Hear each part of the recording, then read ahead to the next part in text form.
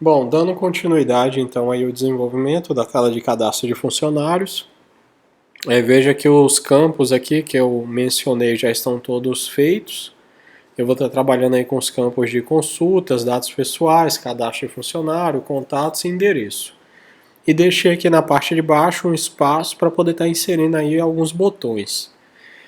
Veja que o meu projeto aqui ele está bem grande, né? Ele está com mais de 1000 pixels de altura. E na hora que eu for salvar essa tela, ela não pode permanecer nesse tamanho porque ela não caberia dentro da minha tela de fundo aqui. Então, para isso, é bem tranquilo.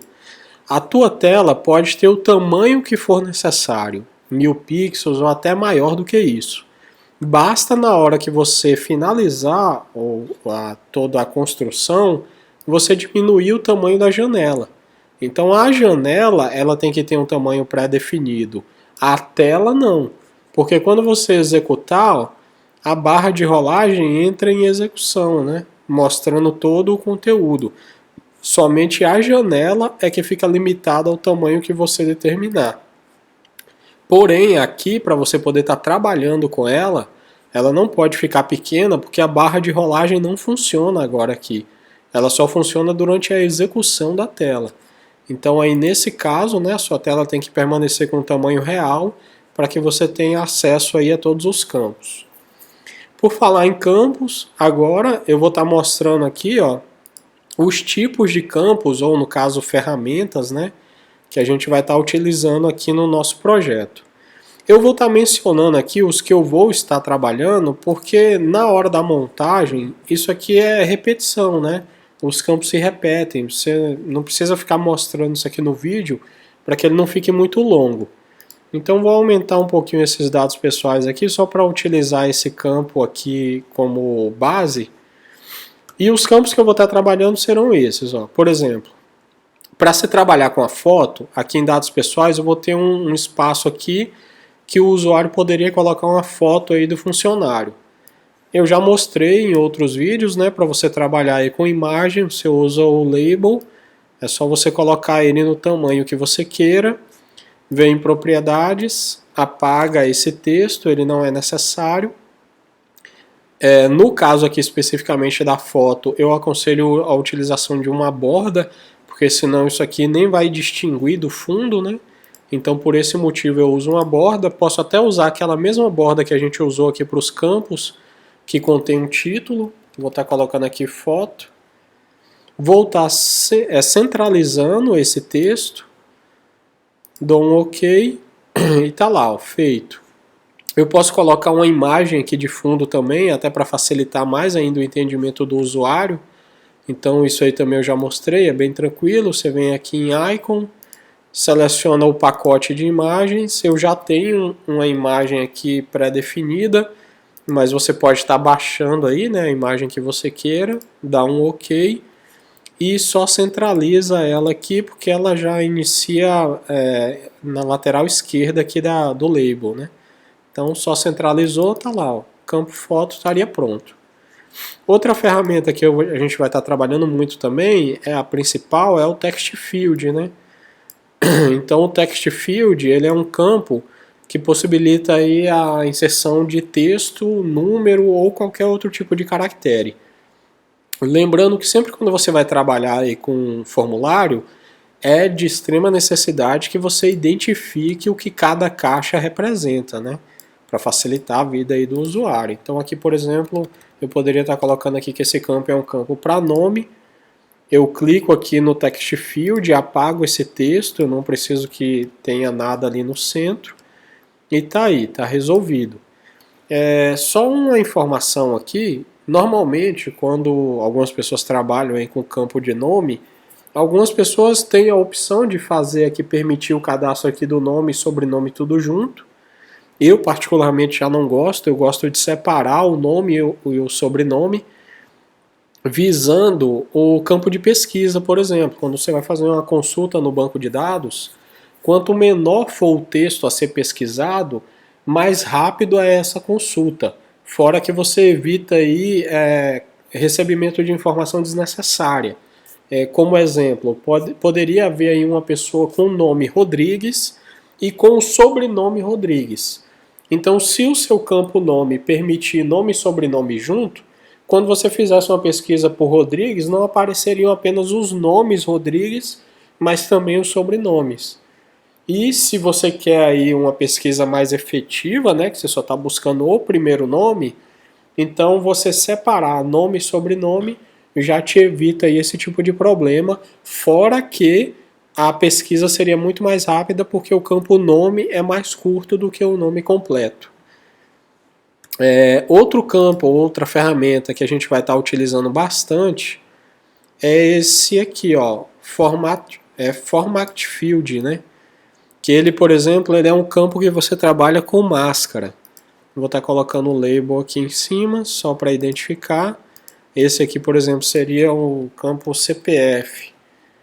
Você seleciona aqui, ó, o Format Field, vem em propriedades, apaga esse texto que está ali dentro, a gente não precisa disso. Você pode ajustar ele para o tamanho que você queira.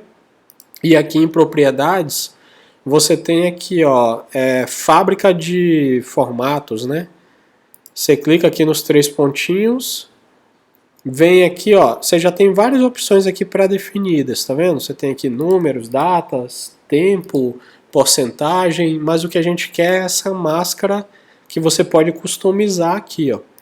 Então aqui você apaga o formato e aqui você pré-determina. No caso do CPF, a gente tem 3 dígitos, um ponto, mais 3 dígitos, outro ponto, 3 dígitos, um traço e finaliza com 2 dígitos. Lembrando que quando você está definindo sua máscara, você não coloca o dígito propriamente, né? Você usa aí o hashtag ou cerquilha para que a tua máscara entenda que aqui é um espaço em branco, que vai estar entrando aí os números, e o que vai aparecer lá pré-definido são as pontuações aqui, ó, que é o ponto, ponto e o traço.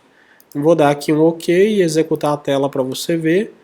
Então aqui, ó, na hora que eu for inserir o dado, ó, o ponto e o traço já fica pré-definido e ele só recebe números inteiros. Você não consegue colocar texto nele. Diferente do text field, que você pode estar inserindo tanto texto quanto números ou caracteres especiais. Outra ferramenta que nós também vamos utilizar aqui no nosso cadastro é essa ferramenta aqui, ó, Combo Box. Para que funciona essa ferramenta? Deixa eu colocar um label aqui só para entendimento. Vou colocar ele aqui como sexo. E vou estar pré-definido aqui, você seleciona ele, vem em propriedades, você tem aqui, ó, model. Você clica nos 3 pontinhos, apaga isso, coloca aqui, ó, selecione. E abaixo você já pré-determina o que você quer que esse combo box tenha. Então aqui no meu caso teria masculino e feminino. Lembrando que eles são separados aí por linhas, tá? Você não pode ter texto um na frente do outro. É sempre separado por linhas. Você dá um OK e quando a pessoa estiver executando essa tela, você já tem aqui, ó, o pré-determinado, né, o que a pessoa vai selecionar. Qual é a grande vantagem disso? Imagine que aqui em sexo, alguém poderia determinar o sexo só usando M ou F, ou poderia escrever maiúsculo e feminino em minúsculo, né? Ou em maiúsculo, ou tudo maiúsculo, ou tudo minúsculo. Então, na hora de você gerar aí consultas e relatórios, essa variedade poderia aí causar informações contraditórias na hora de gerar as consultas. Então, esse tipo de texto aqui pré-definido te evita essa possibilidade de erro na hora de você estar gerando suas consultas, já que a pessoa não poderia digitar uma coisa diferente do que está pré-determinado aqui. E na verdade não é nem digitar, é selecionar, né? Outro campo que também a gente vai estar utilizando aí,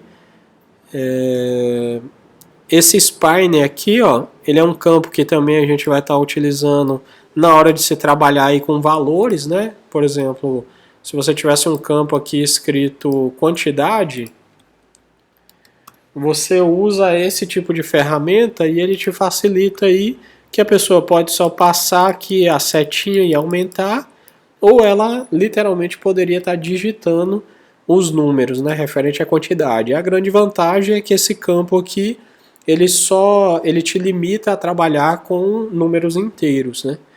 Ao invés de que você possa inserir aí caracteres nele. Então pode ser tanto digitado quanto também passando a setinha para cima ou para baixo.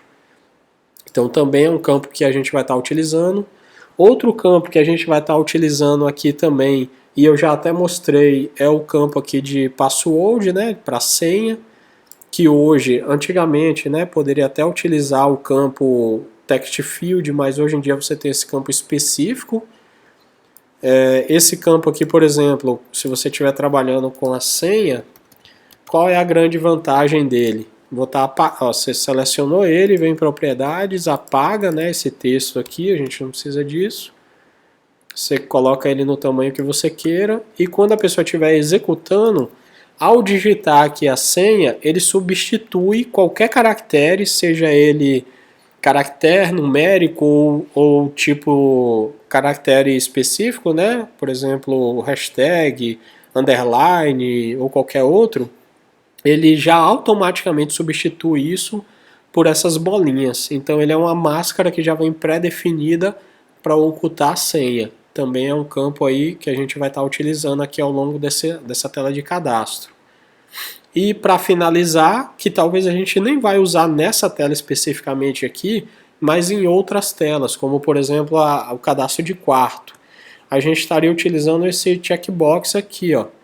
Esse checkbox ele te possibilita trabalhar com valores lógicos, né, verdadeiro ou falso.